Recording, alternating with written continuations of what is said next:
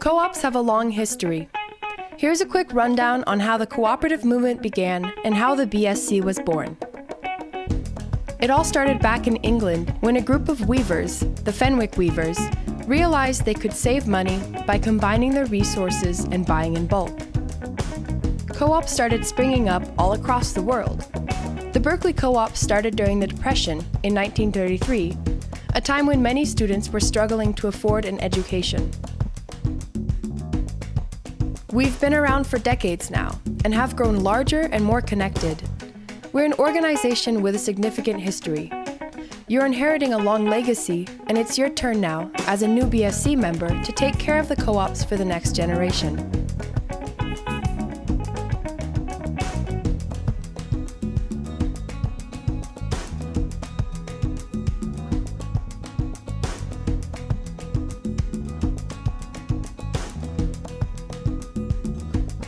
College can be expensive between tuition, books, and other costs.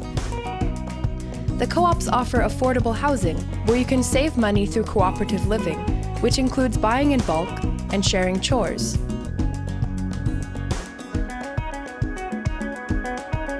We all do our part in keeping our homes running smoothly. Members dedicate their time to cleaning, cooking, gardening, recycling, and more to keep things running. Not paying other people to do basic cleaning and cooking is a big part of how we keep our rent down. With each hour that you contribute, you are helping to keep your house or apartment a good place to live. As a member of this organization, you have the power to make decisions. Your vote counts, so take advantage of the opportunities you have to make changes that benefit your house or apartment and its members. Beyond the low costs and cooperative structure, the co-ops can offer you an incredibly enriching social life. As a member of the BSC, you'll have an amazing opportunity to build a network of friends and have memorable experiences along the way. Hey new members, my name is Kevin. I'm the BSC president for the fall 2016 to spring 2017 academic year. I live in Castro, and my gender pronouns are he, him, and his. And my name is Dash. I live at Fenwick, and I'm the Vice President of Internal Affairs, and I also go by he, him, and his. So we're here today to explain a little bit about the structure of the BSC. So the first part of the BSC that you're going to have the most contact with is at the unit level. Yeah, and the unit level has a thing called council, which is held every week or every other week.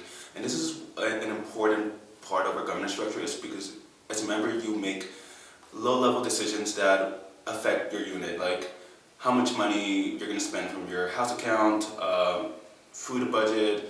You also get to elect the people who get to run your house, the manager team, and you get to create and develop policies that affect your unit, such as a guest policy, dish and rack policy, media fee policy. Yeah. The central level is made up of professional staff who we, the co-op, hire to administer to the day-to-day operations and coordinate between all 20 units of the BSC. So these are the people who keep track of your housing and make sure that you know where to live every semester, where you can live. Keep track of all of our finances and our accounting so that we know how much money we have and don't get audited by the IRS. We deliver food to the houses, and really are the backbone of making the entire organization work. And so sometimes it seems like there's this separation between the central office and what happens at the units, but really they're connected by the board of directors. The board of directors, yeah, they're a 26-person body, and it's not lawyers and doctors on the board. They're actually students, and these students get elected by all of our units.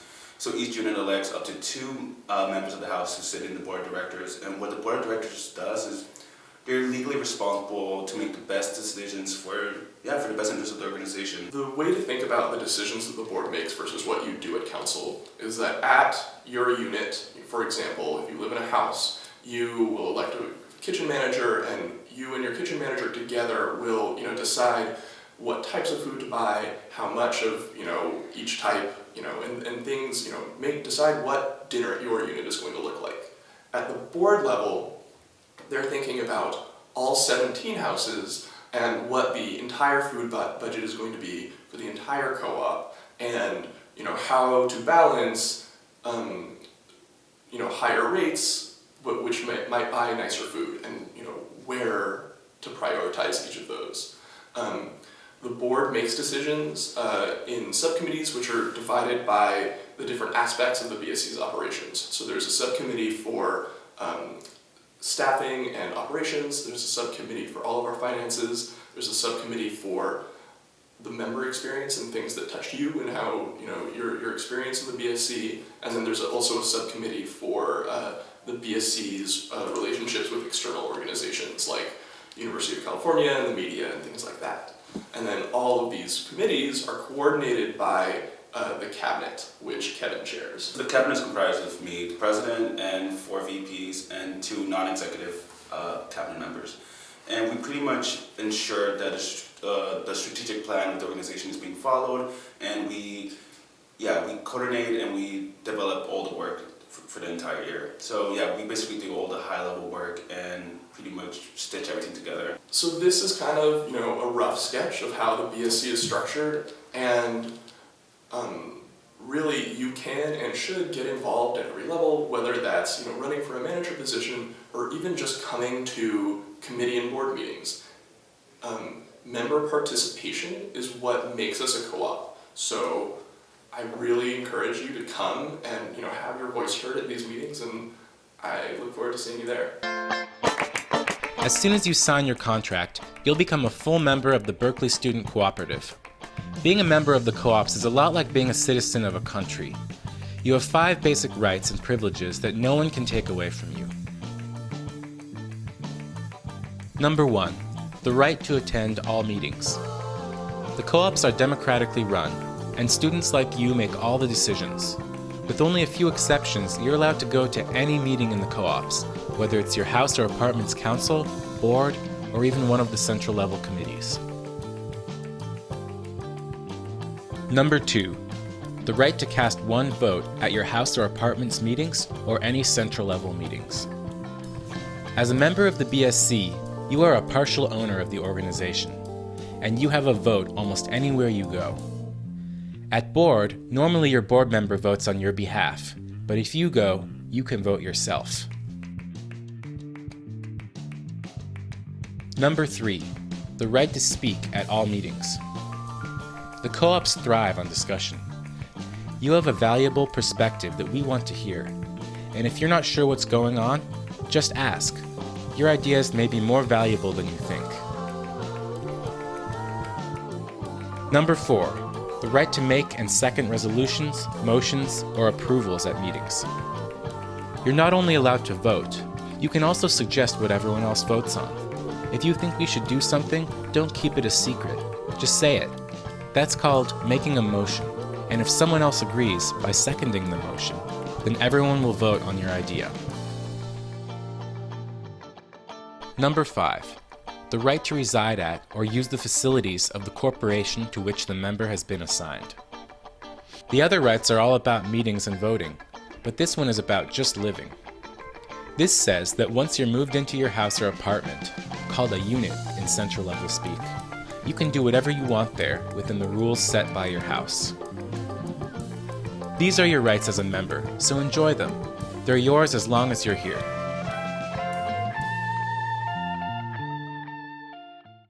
As a member of the co-ops, you have 5 basic responsibilities in addition to your rights. The co-op's long-term success depends on everyone doing their best to meet these responsibilities. The first one is to pay all your bills on time. Rent is divided into installments, and our bookkeeping staff is good about keeping people informed about payment deadlines. If you need a special arrangement, we're happy to work with you to meet your needs. The second is to do all your work shift as faithfully and efficiently as possible. A big part of what makes cooperatives cheap is that we give so much of our own labor to keep things going. Work shifts are important. Aside from the staff at central office, we rely almost entirely on each other to keep the co-ops going. Your work shift is your piece of the puzzle. By giving a few hours a week, you get much more back in the long run. People in the houses owe 5 hours a week, but you can get a reduction to 3 hours if you have a disability. People in apartments owe much less, only 8 hours a semester. The third is to follow the rules of the BSC and of your house or apartment, and to maintain and promote fairness and cooperation essential to congenial, comfortable, and studious living conditions. Co-ops promote a free space for all its members by allowing people to set their own rules and create their own living environment. In return, it's important that you respect the rules and to change them democratically if you don't like them. It's also essential that you work to create a safe space for your fellow housemates. Remember that you owe your fellow co-opers the respect and cooperation that is essential for the house to run in a safe and fair manner. The fourth is to respect your neighbors and not to do anything that would make the BSC look bad in the eyes of the community at large. Being an active member of a co-op also makes you a representative of the co-ops as a whole. Try to represent the co-ops with pride not only inside your house, but also outside the world.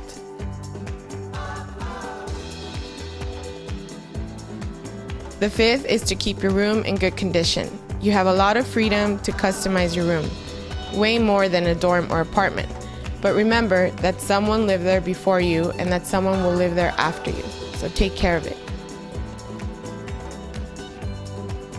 Also, no one wants to live with a super messy roommate.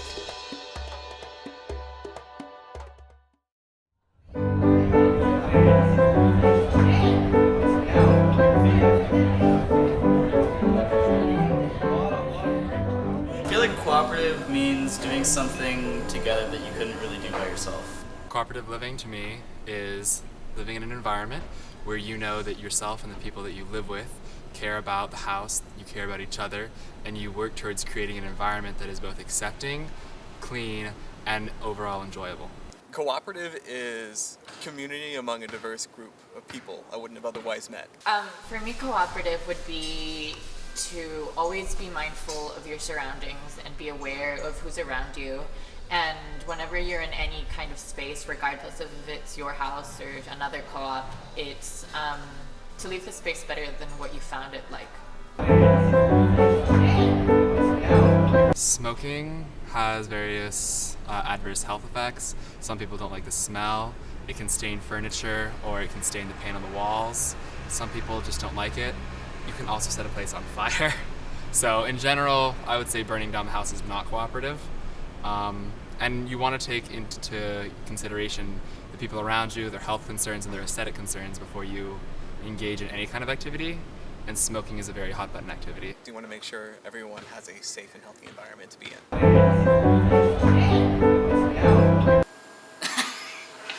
Allergies, yeah, people are allergic to cats, dogs. It's cooperative to have peace and quiet in the house so that we can nap whenever we want and also study. I think having peace and quiet it's always needed. I think everybody needs it at some point or another. Some people need it more, some people need it less. I like not having much of it. I like being around people and being surrounded. I think that's one of the nice things of a co-op, but everybody needs peace and quiet sometimes, just for yourself. Cooperative living is doing your work shift, so I don't have to drink tea out of a bowl. We live in a cooperative house, which means that all members are responsible for doing tasks to maintain a clean and habitable house. So when all members do their tasks, rather than hiring an outside cleaning service, we're able to maintain a low-cost living situation. Every member has a right to live in a habitable home.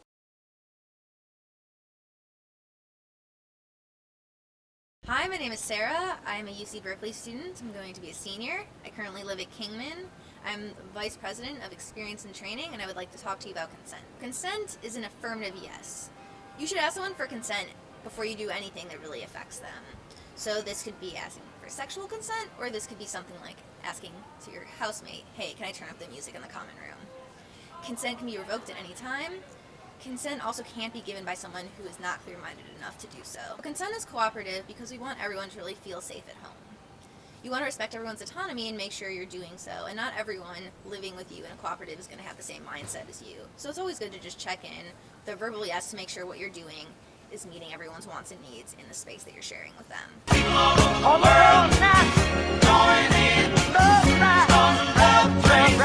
Hey co-opers! In the housing department we can answer any of your housing related questions. If you want to transfer houses, have something about your housing contract you don't understand, or have friends who want to come live or eat in the co-ops, we can tell them how to get involved as well. I'll see you here! Welcome new co-opers. My name's Michelle and I'm the Accounts Receivables Bookkeeper. A large part of my job includes monitoring student accounts to ensure you're making your payments on time and not falling behind on rent. Payment due dates for each semester can be found on the BSC website under the Housing section. You can log on to the BSC member portal to view your charges for the current term and make a payment.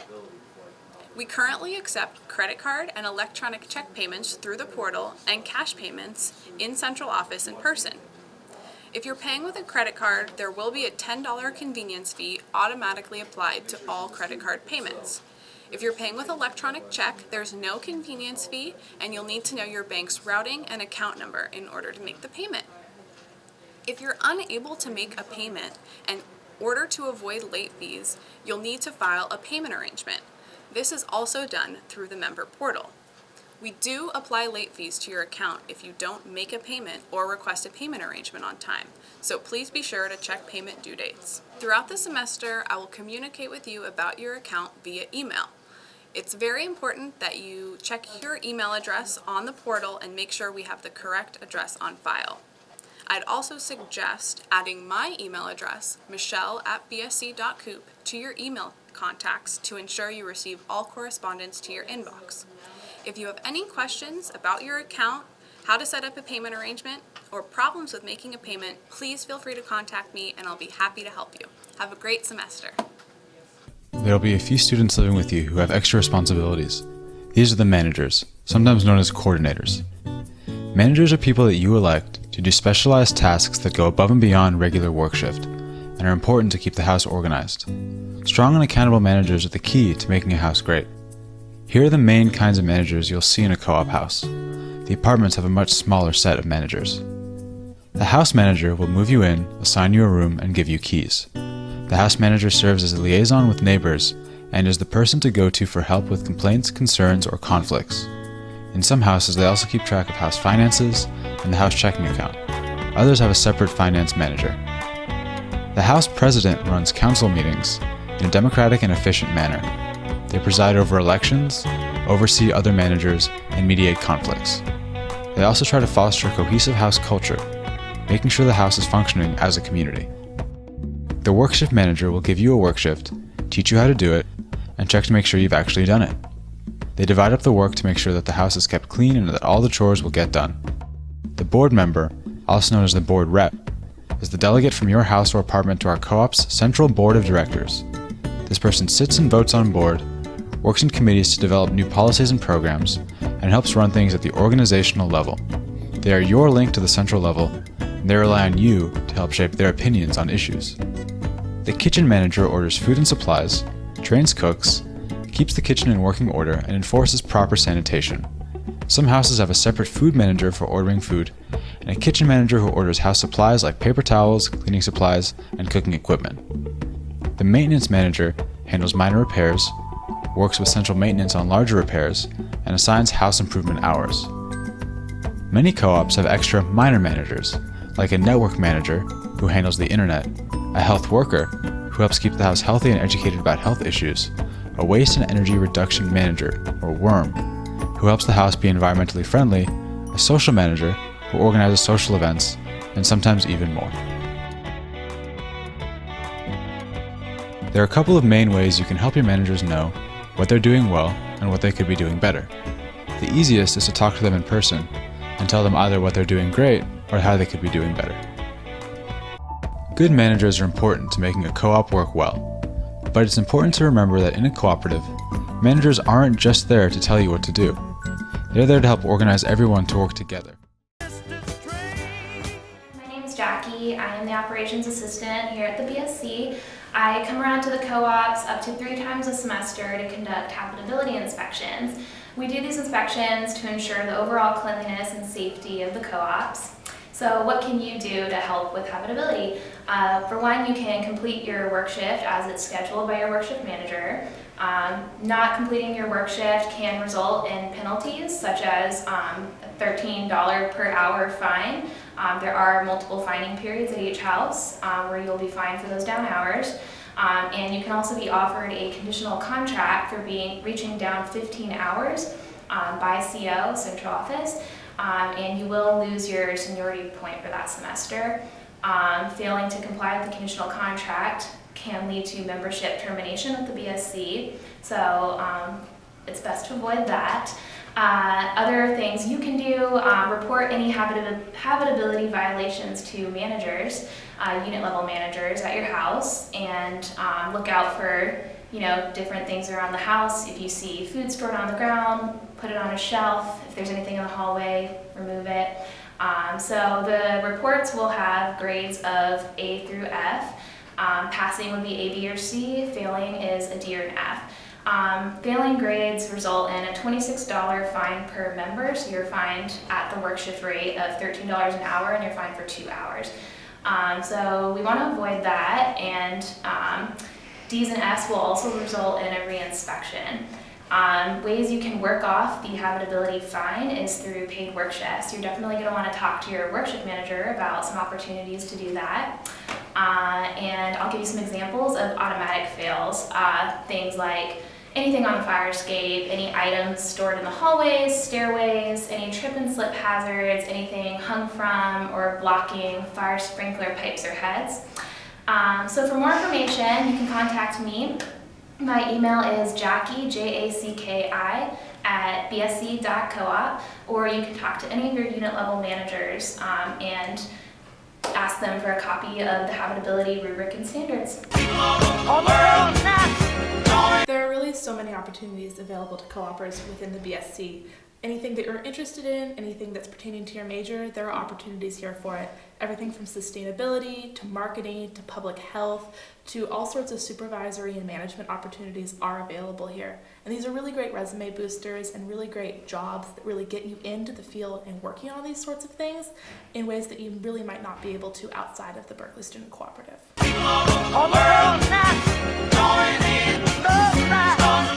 Really in any number of ways. I think one of the biggest opportunities that is here in the Berkeley Student Cooperative is the ability to have supervisory opportunities, the ability to kind of take projects into your own hands and have a lot of responsibility.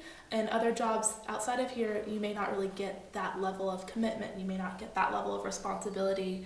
And since this is an organization that not only relies on students, but is really focusing on giving students an opportunity to build their resumes and just build themselves in general, it really allows you to do all sorts of things that are great for you, great for your resume, and great for your character in general.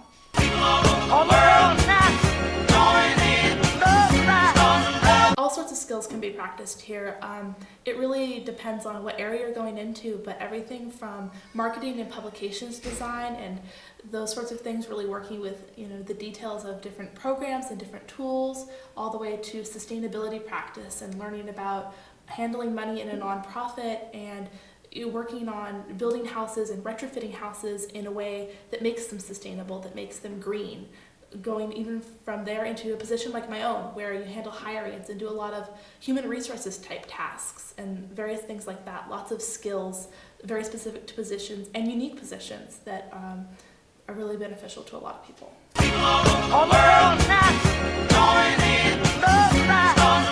Working at the BSC is really a professional experience, largely because you're doing professional jobs. These aren't low-level jobs. These are level jobs that have a lot of opportunities and require a lot of responsibility. This leads to them being professional. This leads to you doing things that are integral to the business and integral to the success of the cooperative in general, as well as integral to the success of you and your fellow cooperative members.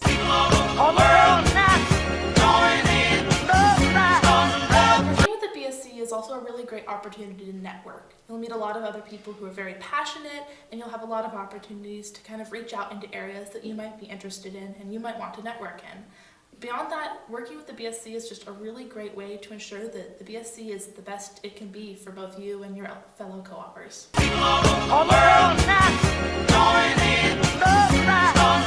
I actually kind of came into this myself, sort of in a roundabout way. I was looking at some jobs and applied for a couple things that I felt like I had the relevant experience for. I'm the hiring committee chair, so I handle basically every stage of the hirings, from handing out from advertising for the jobs all the way through hiring and doing sort of basic orientation, that sort of thing.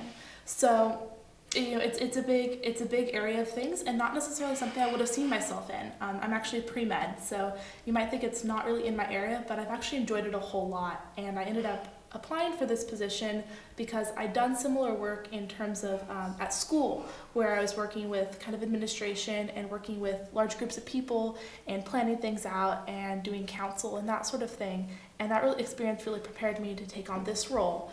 But really, even without that, it was just something I was interested in, and it gave me a really good way to get involved in the BSC and kind of spread my love for this organization in a way that could really help out my fellow members and the organization as a whole. Most times, living in Berkeley is great, with our serenely beautiful meadows, waters, and forests. But don't forget that emergencies sneak up in the most unsuspecting of times. Even here, we need to be prepared for the unexpected. So what can you do to prepare for these situations? What kinds of supplies does the BSC have available to prepare you for them? In this short video, we'll answer your questions and teach you more about how you might prepare for these contingencies. Fortunately, there are some easy guidelines to follow to better prepare for disasters.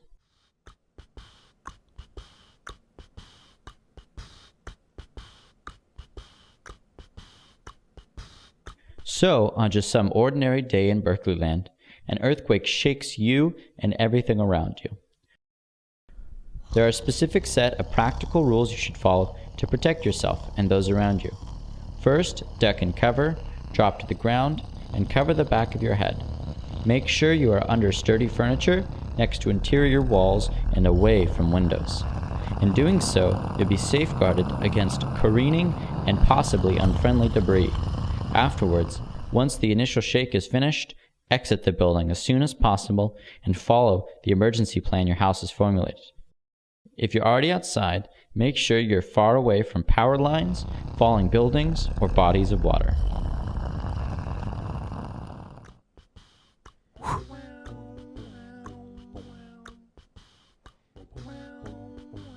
Say the earth isn't rumbling, and instead the building is starting to feel a little smokier and warmer than usual. This could mean fire.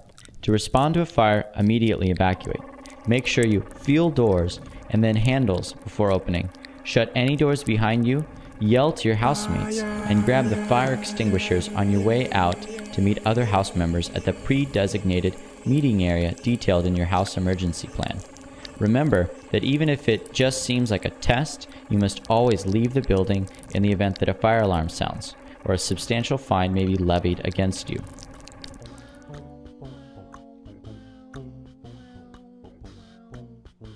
Now you know what to do during disaster, but what about before? Little do you know, the BSC has all along been planning for disasters. Your house and your management team should be prepared with knowledge about the plans for evacuating and directing everyone in the house to safety. They will know the location of your house's emergency kit, fire hydrant, water barrels, and where the BSC-Y stores of food, first aid, and other emergency supplies are kept and will be distributed. As well, they have access to all members' emergency contact information, but only once you've shared it with them, which you need to do as soon as possible if you haven't already. If you feel uncertain about any of these items, or would like to just learn more, talk with your house manager or any of your house-level major managers. Managers have been trained to respond to emergency situations and are familiar with the BSC-wide emergency plan in addition to house plans.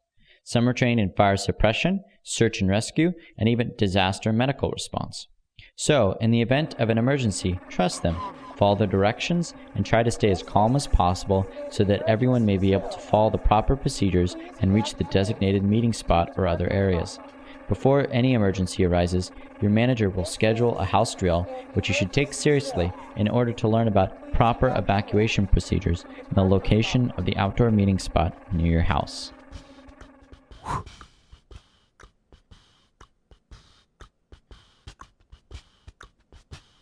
So, there is yet to be any emergency. Things seem fine and ordinary, so it may be tempting to think that this state of calm may remain forever. Take advantage of this opportunity to prepare yourself for predictably occurring and reoccurring disasters. You don't want nature to catch you off guard. As you can see, the BSC has a plan for preparation, but there are some simple, low-cost things only you can do to better prepare for disasters.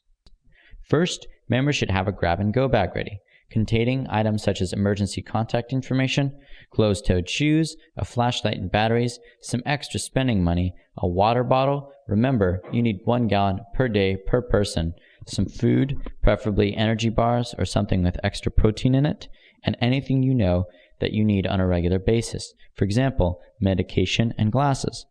Prior to any disasters, members with special needs should also discuss with their managers how they may respond effectively to an emergency and the kind of assistance they may need. Knowing which loved ones to contact and how to contact them in the case of an emergency is important too. On top of the emergency contact information that your managers should have already gathered, you should designate an out-of-area emergency contact person or team, someone you know you can rely on, who will not be affected by the disaster in your area, and whose phone number you can easily remember. They will be the best point person for assuring others that you are safe and sound. In emergencies, it is also difficult to call locally, so have that out-of-town contact person ready. So you're learning a lot about how you and your house can be prepared. But what about the Berkeley Student Cooperative? Well, the BSC has a plan too. We'll just share the basics with you so that you know what to expect in the event of an emergency, but not to overwhelm you with all the exciting details. If you want more information, discuss it with your house manager or the member resource supervisor. So now you know the BSC has a plan. In an emergency, you'll immediately follow the plan laid out by your house managers. If it's a local, house-level emergency, you're fine. But if it's worse, then you'll want to follow these steps with fellow co-opers. There are 3 major post-disaster meeting locations near the 3 main clusters of co-ops. One is here, near Ridge, where all Northside co-opers should gather. A city emergency cache, water barrels, and food caches are all nearby and will be distributed by your designated emergency officer. The Northside Co-op's emergency officer will be the Cloyne facilities manager. If you live near the stadium and the Greek community, your meeting place is Oscar Wilde House, where the same supplies will be available, and the operations manager will be there to field any concerns and distribute supplies accordingly. Lastly, if you live at Rochdale or Fenwick Apartments or nearby them, your meeting place is Rochdale, where water barrels, e-kits, and an e-cache are accessible. The executive director will be there to manage the situation, supported by the Rochdale facilities manager. When an emergency happens, it'll be tempting to panic and forget all of what we're telling you now. But try to remain calm so that once you've reached these command posts, the respective emergency officers will be able to effectively and efficiently distribute supplies to all involved. We're in this together, and it's up to us to maintain our composure in times of duress. If not, our disaster will quickly turn into something much worse: chaos.